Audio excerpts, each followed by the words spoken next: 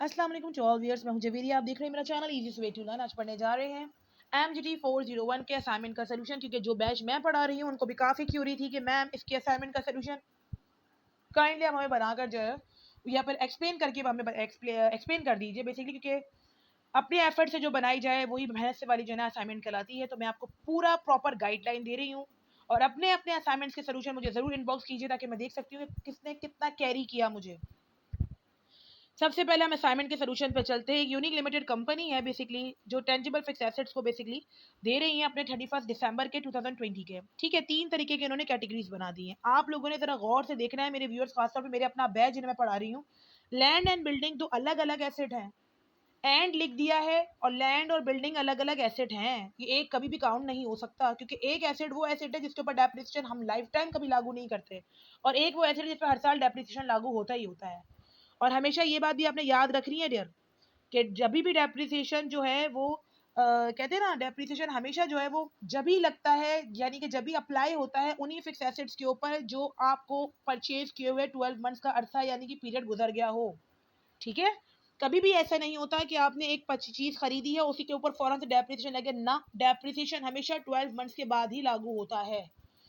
आगे आपने देखना है, लैंड एंड बिल्डिंग दिया गया है, प्लांट एंड मशीनरी दिया गया है, कंप्यूटर दिया गया है। ये 3 तरीके के डेप्रिसिएशन दिए गए हैं उनके, और उनके कोस्टों के साथ। कैरिंग अमाउंट क्या है? कैरिंग अमाउंट यार ये बुक वैल्यू होती है। मेरे पढ़ाने वाले स्टूडेंट्स को सबको पता है कि कैरिंग अमाउंट को मैं बुक वैल्यू ही हमेशा मैं लिखवाती हूँ। इन्होंने यहाँ बुक वैल्यू को कैरिंग अमाउंट लिखा हुआ है। Don't be little bit confuse over there. Secondly, accumulated depreciation को जरा कट करके या और लेकर प्रोविजन फॉर डेप्रिसिएशन भी कर लीजिए ताकि आप लोगों के लिए आसानी हो जाए।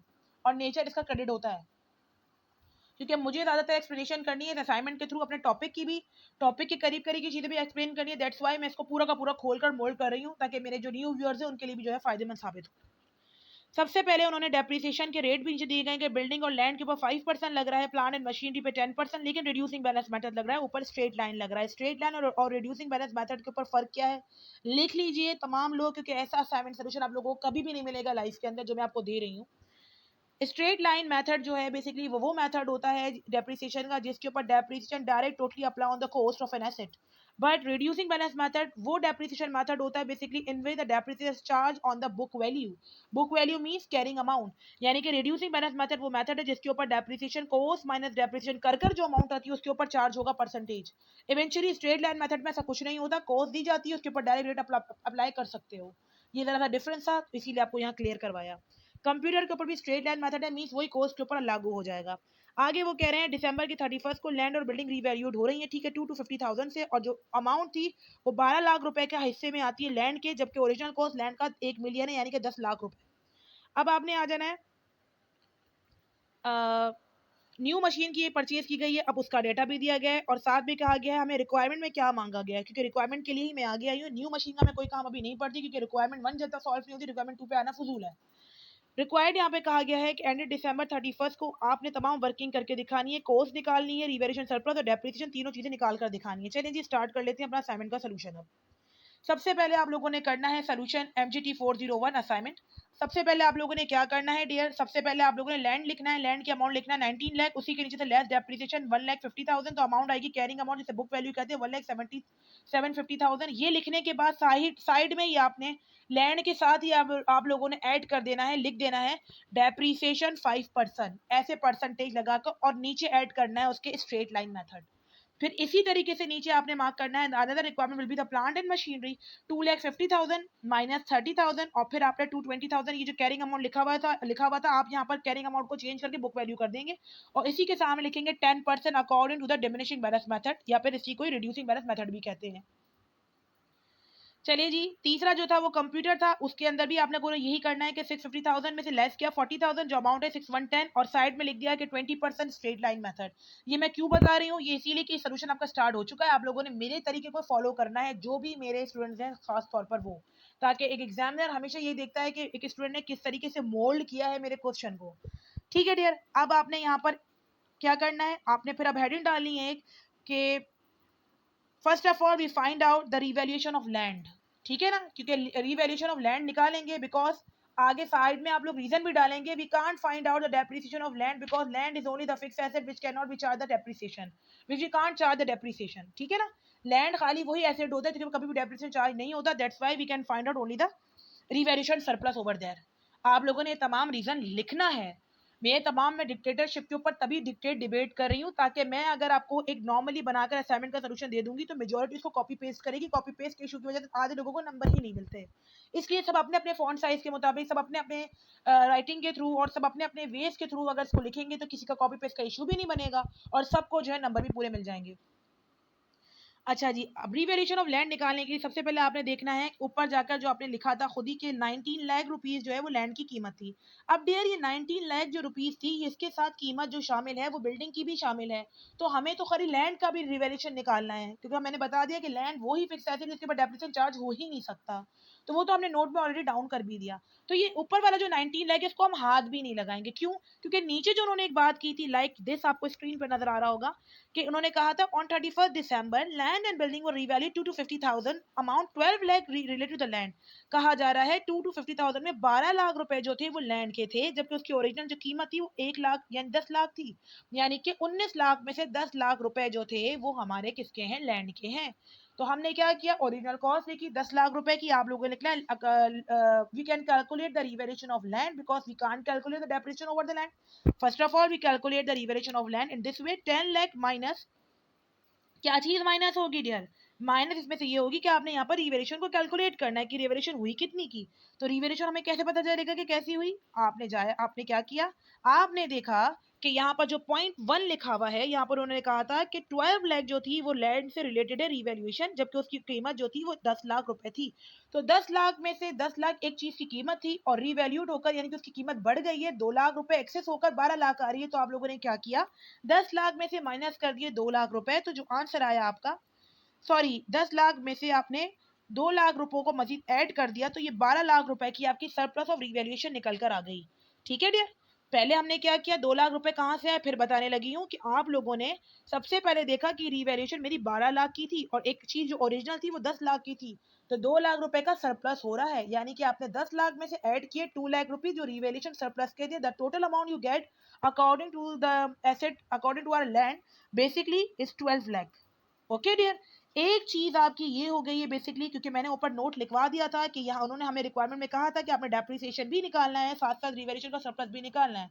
तो आप लोगों यहाँ पे नोट लाइन लिखोगे ताकि एग्जामिनर आप लोगों की कटिंग ना करे मार्क्स हो कि we can't apply depreciation on the land because land is only the fixed asset which can't in which we can't apply depreciation.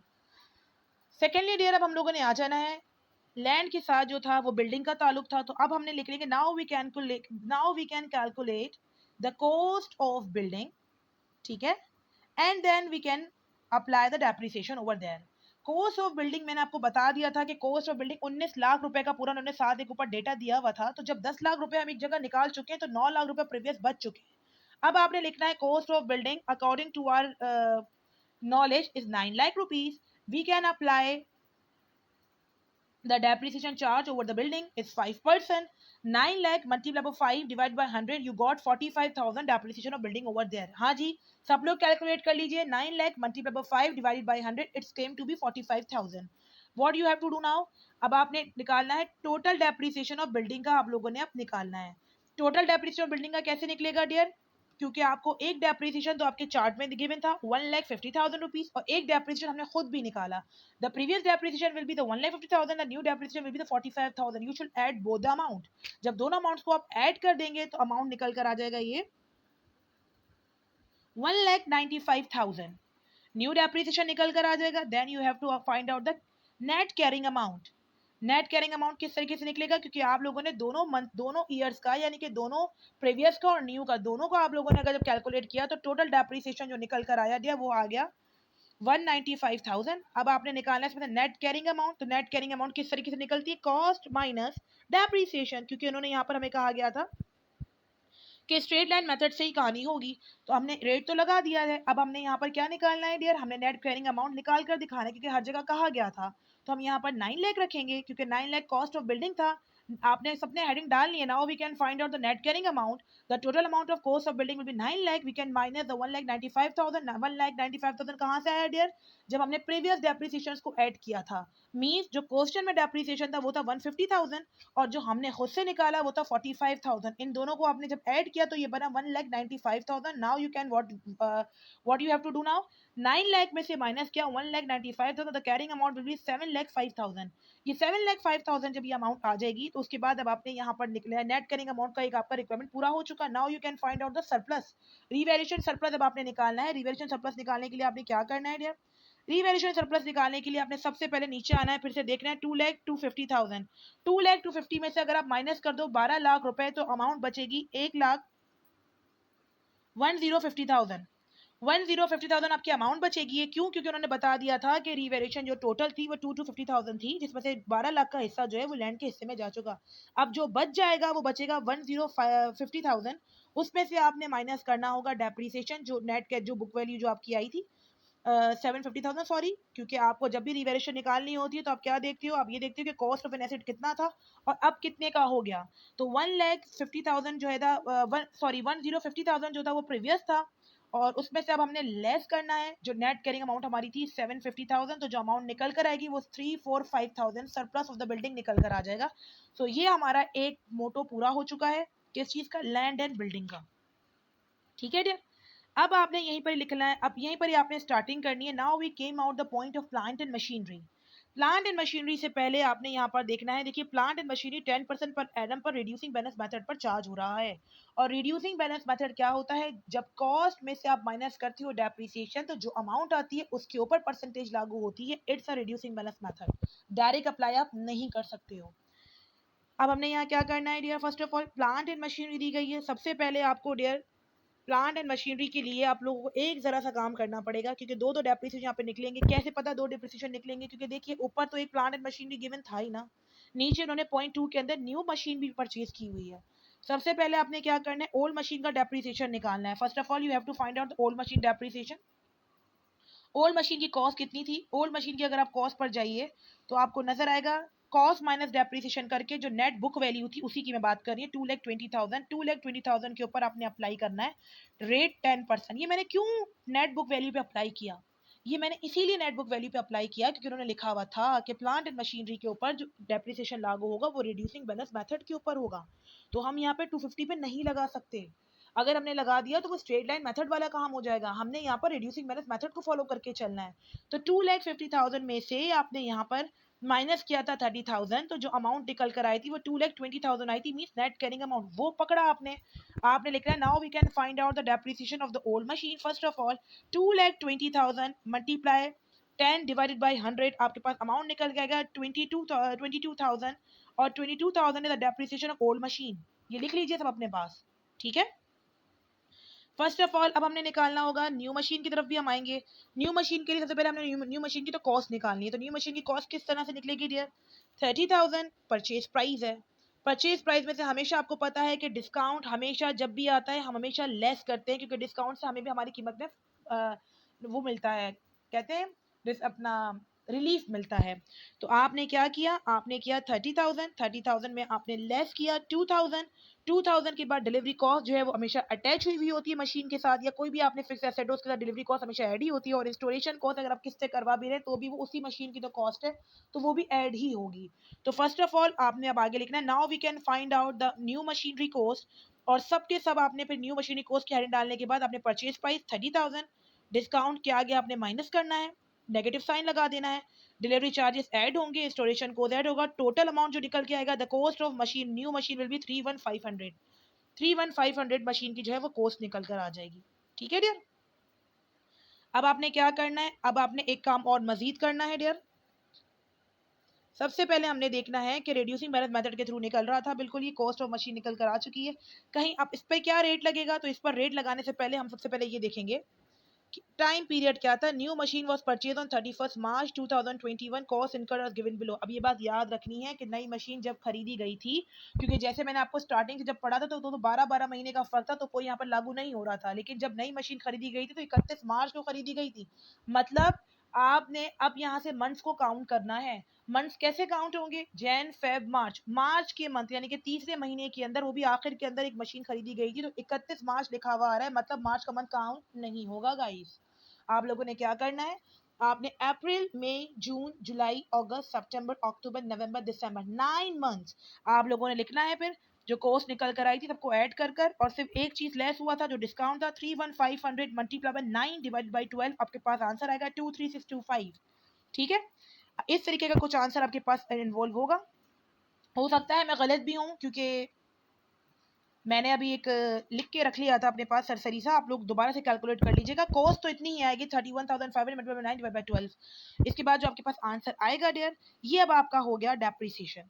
ठीक है डियर, अब आपने क्या निकालना है, अब आपने नेट कैरिंग अमाउंट निकालनी है। नेट कैरिंग अमाउंट किस तरह से निकलेगी डियर? तो नेट कैरिंग अमाउंट निकालने के लिए what you have to do first now,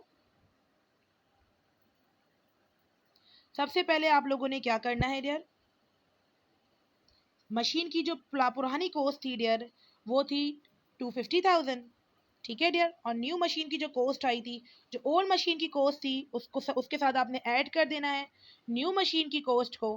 तो अब आपके पास एक अमाउंट आ जाएगी। जब वो अमाउंट आ जाए आपके पास तो फिर आपने क्या करना है, जब कॉस्ट आ जाएगी तो कॉस्ट में से आपने माइनस करना है डेप्रिसिएशन। डेप्रिसिएशन कितना कितना हो जाएगा, मतलब डेप्रिसिएशन तीन तरीके के डेप्रिसिएशन हमें मिल चुके हैं। एक डेप्रिसिएशन तो वो था जो हमें सवाल में लिख के दिया गया था 30,000। एक डेप्रिसिएशन वो था जो ओल्ड मशीन का था जो 22,000, और जो एक डेप्रिसिएशन हमने खुद से अमाउंट लगाकर यानी कि मल्टीप्लाई 9 डिवाइड बाय 100 करके निकाला था 23625, इन सबको ऐड करेंगे, एक अमाउंट आएगी। तो फिर आपने क्या करना है, जो आपकी कॉस्ट ऑफ मशीन थी यानी कि पुरानी वाली मशीन की कॉस्ट और न्यू वाली मशीन कॉस्ट को जो ऐड करके जो अमाउंट आएगी वो आएगी 2811500। इसमें से आपने माइनस करना है तमाम तीनों के डेप्रिसिएशन यानी कि 30,000।